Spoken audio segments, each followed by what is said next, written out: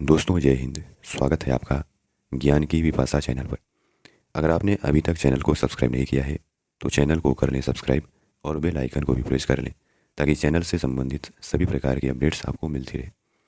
दोस्तों आज के इस वीडियो में हम जानेंगे भारत के स्वदेशी मोबाइल ऑपरेटिंग सिस्टम भार ओएस के बारे में।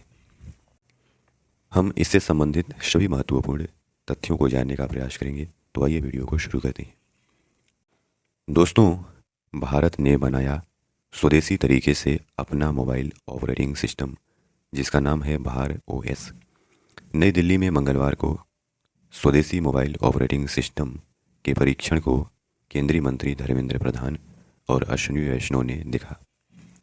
और दोस्तों, इसे आत्मनिर्भरता की ओर बढ़ते भारत का एक और कदम बताया जा रहा है।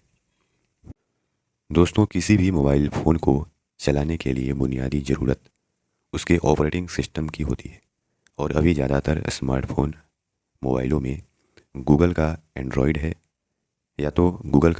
है या एप्पल का खुद का ऑपरेटिंग सिस्टम iOS है। जो एप्पल के स्मार्टफोन या मोबाइल होते हैं उनमें एप्पल का खुद का ऑपरेटिंग सिस्टम iOS होता है और ज़्यादातर स्मार्टफोन यानी मोबाइलों में गूगल का एंड्रॉयड ऑपरेटिंग सिस्टम होता है। और इस क्षेत्र में इन कंपनियों के दबदबे की वजह से इन कंपनियों की मोनोपोली चलती है। आप देख सकते हैं कि जिन मोबाइलों में गूगल का एंड्रॉयड ऑपरेटिंग सिस्टम होता है उनमें कई ऐप यानी गूगल के कई ऐप पहले से ही इंस्टॉल रहते हैं और उन्हें यूजर्स चाह करके भी अनइंस्टॉल या डिलीट नहीं कर सकता। और दूसरा यह भी है कि आज यूजर्स का डेटा, उसकी निजता सबसे ज़रूरी है, लेकिन इन कंपनियों पर कई देशों में डेटा को लीक करने और डेटा चुराने का आरोप लगता रहता है। इसीलिए भारत ने खुद का स्वदेशी तरीके से मोबाइल ऑपरेटिंग सिस्टम डेवलप किया है जिसको नाम दिया गया है भार ओएस यानी भारत ऑपरेटिंग सिस्टम।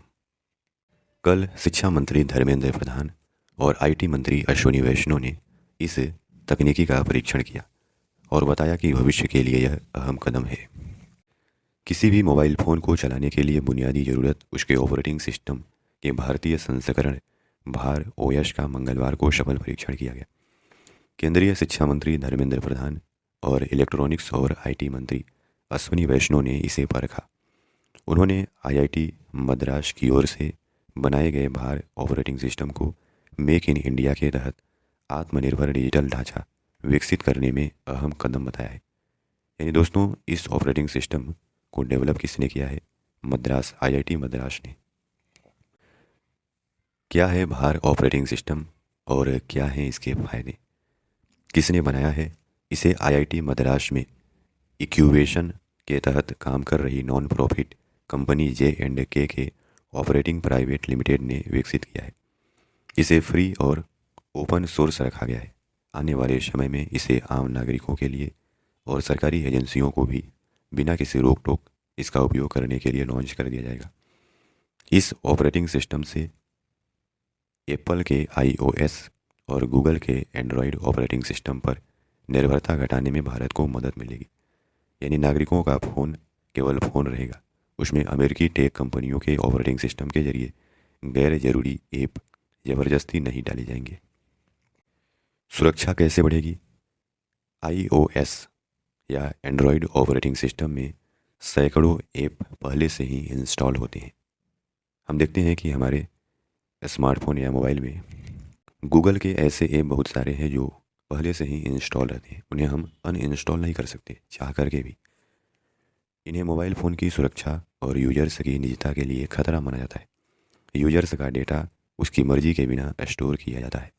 भार ऑपरेटिंग सिस्टम के इस्तेमाल पर यूजर्स का डेटा सुरक्षित रहेगा, इससे उनकी निजता सुरक्षित रहेगी। भार ऑपरेटिंग सिस्टम कैसे अलग है? इसमें एनडीए यानी नो डिफ़ॉल्ट ऐप की नीति लागू की गई है। ऐप इंस्टॉल करने की प्रक्रिया को ऑपरेटिंग सिस्टम से अलग रखा गया है। यूजर्स चाहेंगे तभी कोई ऐप इंस्टॉल होगा और काम करेगा। भारत के इस ऑपरेटिंग सिस्टम से ऐप डेवलपर को भी मदद मिलेगी। उन्हें बड़ी टेक कंपनियों पर अपने ऐप को जारी करने की निर्भरता नहीं रहेगी। सरकार को भी इससे राजस्व हासिल करना आसान होगा।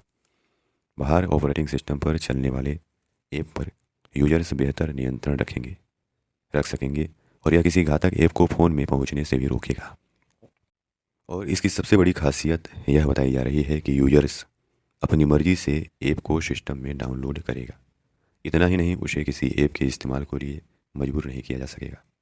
दोस्तों, इसके कुछ खास फीचर्स भी हैं, जैसे नोटा यानी नेटिव ओवर द एयर बाहर ऑपरेटिंग सिस्टम को आईआईटी मद्रास के इंक्यूबेशन सेंटर में स्थित company J&K operations private limited ने विकसित किया है।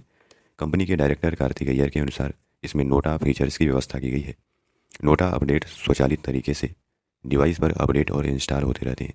यूजर्स को मैनुअली इसे अपडेट करने की ज़रूरत नहीं पड़ती। नो डिफ़ॉल्ट ऐप यानी NDA इस स्वदेशी ऑपरेटिंग सिस्टम को अधिक सुरक्षित रखने में दूसरा अहम फीचर्स है NDA। इसका लाभ यह है कि यूजर्स को उन ऐप का प्रयोग करने के लिए विवश नहीं किया जा सकता है जिनके बारे में उन्हें सही जानकारी न हो। तीसरा है प्राइवेट ऐप स्टोर सर्विसेज। बाहर ऑपरेटिंग सिस्टम का एक और बेहतरीन फीचर्स है, इस ऑपरेटिंग सिस्टम में पास फीचर्स उन ऐप तक ही उपयोगकर्ता की पहुंच बनाने में मदद करता है जिन्हें संबंधित संस्थान के तय निजता और सुरक्षा मानकों पर कसा जा चुका है। लेकिन दोस्तों, ऐसा भी नहीं है कि बाहर ऑपरेटिंग सिस्टम के सामने चुनौतियां नहीं हैं। किसी का नाम लिए बगैर केंद्रीय मंत्री अश्विनी वैष्णव ने कहा कि बाहर ओएस की चुनौतियां भी यहाँ से शुरू हुई हैं। दुनिया के ऐसे कई लोग हैं जो नहीं चाहते कि बाहर ओएस जैसी पहल सफल हो। अभी कई नई चुनौतियां और मुश्किलें आएंगी।